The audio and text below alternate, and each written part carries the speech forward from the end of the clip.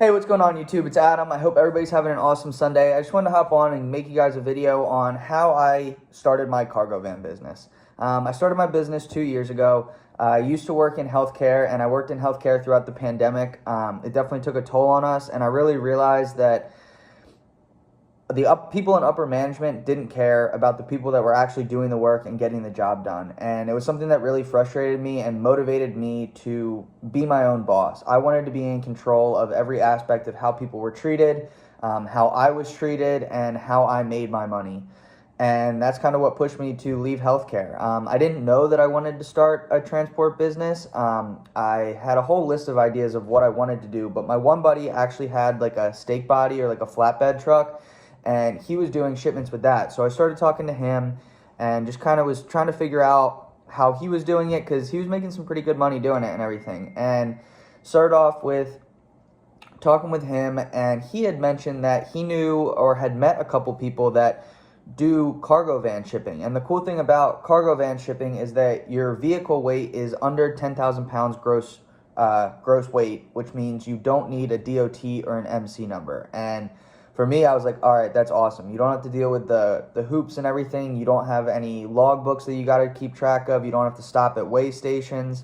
There's no certain amount of hours that you can only drive. So, and you're able to start right away. You don't have to wait to get all that approval for all that stuff, which I thought was fantastic. And that's what led me down the route of, let me check out this.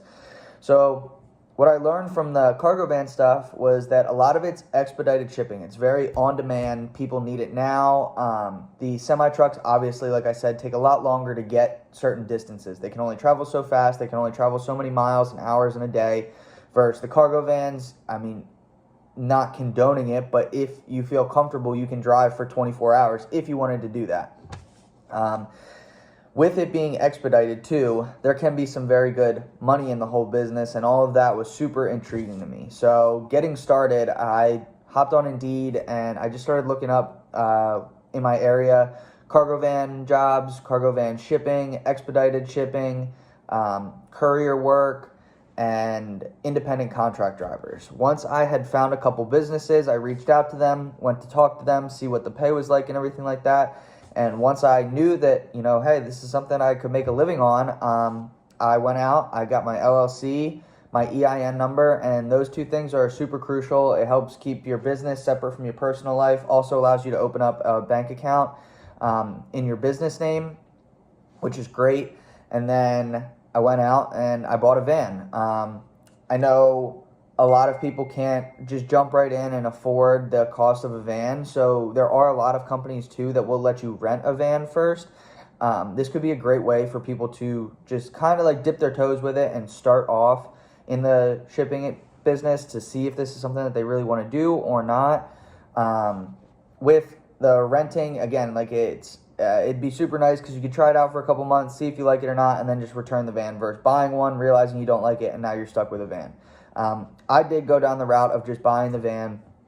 So I got my van and then just started to get to work. I signed on with a couple companies and I was doing a lot of local work, just delivering, you name it, paper products, chips, machinery, literally everything under the sun. So I was just staying in my little local area in Pennsylvania and then going out and just doing all that local stuff.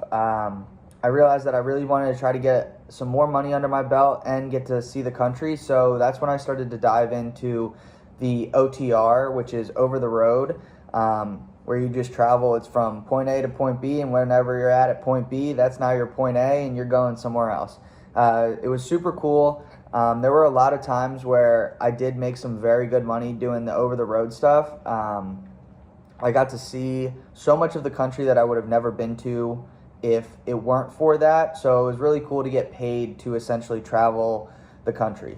I will say that over the road stuff is not easy. There are weeks where you just won't get any loads. It's very crucial that you do a lot of research on the companies that you sign on with. One that I will tell you right now to stay away from is A&E Logistics.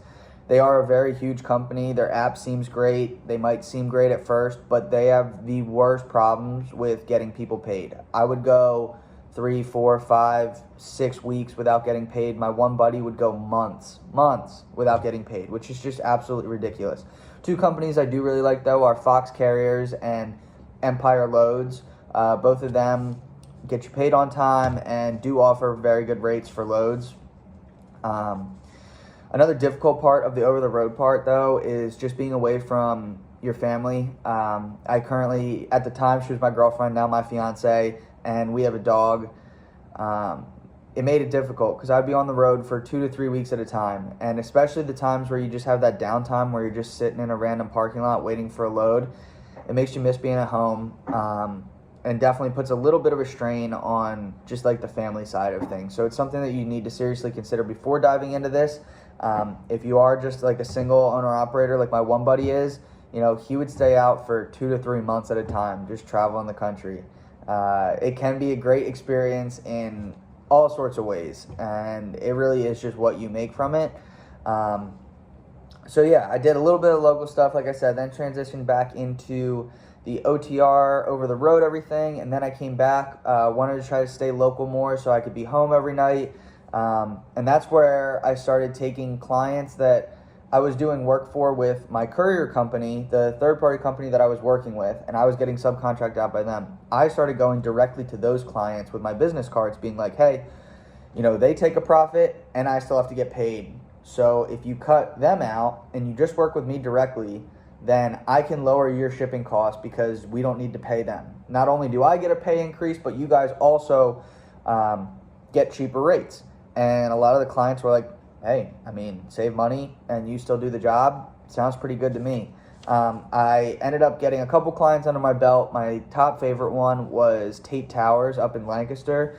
They make all the stage equipment for Taylor Swift. They did Rihanna's Super Bowl stage. They do stages for Disney. They do Royal Caribbean cruise stages, all sorts of stuff. And they are just one of the coolest companies to work with. The jobs, like getting to go backstage at a lot of these concerts and everything like that was so cool.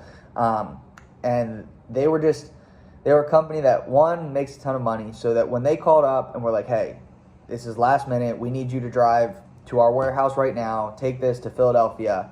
And I'm like, yeah, I'll be there in 30 minutes. Pay me $500-600. And for me to go from Lancaster, Pennsylvania to Philadelphia, it would maybe take me an hour and a half, 2 hours, probably 60-70 miles. And I was getting paid $600-700 for these loads. That's when I was like, wow, this is something that can really make it work. And what I realized was getting those clients in directly under your belt, not working in with all these other companies, is how I needed to do it. I think it's great if you can start your business and jump right into having your own personal clients. I also know that it's very unrealistic to do that because you just need to find the clients that are shipping the stuff first. So it helps to work with these dispatchers and courier companies at first to, just get a feel for everything and build up your just confidence and experience in this industry before going to these clients directly. But hey, like I said, if you can just get clients right under your belt, absolutely go for it. That is where you're going to make the money. That's where you're going to have the most fun with it and get to do the super cool jobs. I've learned that a lot of the businesses, when you just put out the good work for them, they respect you so much more and they're so more likely to call you. And it's really just about how you carry yourself. Make sure that you're on time for all your deliveries. Make sure your van's clean when you show up. Make sure that number one thing, great communication. If there's traffic, shoot whatever point of contact you have, shoot them a message. Be like, hey, I'm stuck in a little bit of traffic. You get a flat tire, whatever. Everything, always communicate it. The more communication, the better. And it just makes everybody's lives a whole lot easier. So, there's a ton of options you can go with it. And then as far as when it comes to expanding, I still currently am just myself in my business. But I did get my two buddies in on doing the same shipping business that I'm doing. I didn't want them in as my employees, so I had them set up their own LLCs and their own, get their own vans, and now we all just kind of collectively work together on jobs. I've actually recently moved to Florida, so I passed on my Tate Towers contract to my one buddy, Mike. who handles all their deliveries now. So now he just gets to reap the benefits of it. And occasionally, you know, I'll get some money on the side from him because he'll get some super high paying jobs.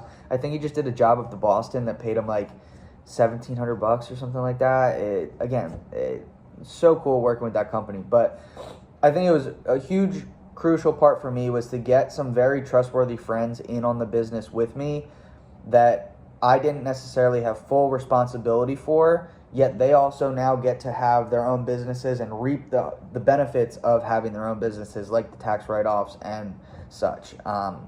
All at the same time with allowing us to grow and build this whole shipping business community thing around it. And I think that's super crucial. It's just having those friends and having that support. It's not something easy doing it on your own, but it is doable. It just makes it that much better when you have your friends doing it with you, especially when you can meet up with them over the road doing cool stuff. So like a little overview of everything that we went over today is just, first, make sure that this is something you want to do. I don't condone anybody just openly jumping into starting a business because they're like, oh my God, you can make this money, blah, blah, blah. You need to do the research first and make sure that this is something that you know you want to do. If it is, like I said, the next steps, start with looking at couriers, local work or over-the-road work that you'd want to do work with. Message a couple companies, see where they're at, see what kind of money you can make, and go from there. Next step, get your LLC, get your EIN number. Then either rent or purchase a van.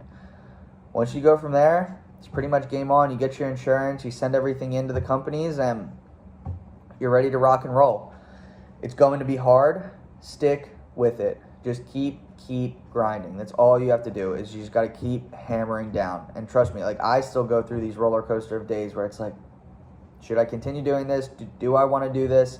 And I always fall back on yes. Like I thoroughly enjoy being my own boss. I love building my own company, and I'm excited for the day where I can just kick back, relax, and collect the checks as I watch what I grew continue to grow and, you know, just work almost on its own. And then third and finally, just make sure you have a good support group with everything. Even if you don't, then start building that support group on the social media pages. The amount of support that I get from just you guys subscribing and followers on TikTok and Instagram and just the comment section, all of it, it's motivating. I'm sure there are people out there that you can meet to continue to build your business and just push through. So yeah, I mean, that's my little spiel on how I got started in the cargo van business and how you guys can also get started.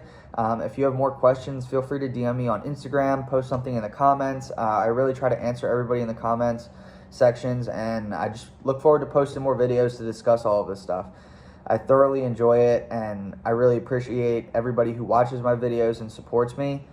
If you have made it this far in the video, thank you so much. I don't think you guys really know how much it means to me to have you guys just see my view count go up, see my subscriber count go up. It really means the world to me. So if you have made it this far, please like and subscribe the video, subscribe to my channel. I will be posting more content soon. I hope everybody has a wonderful weekend.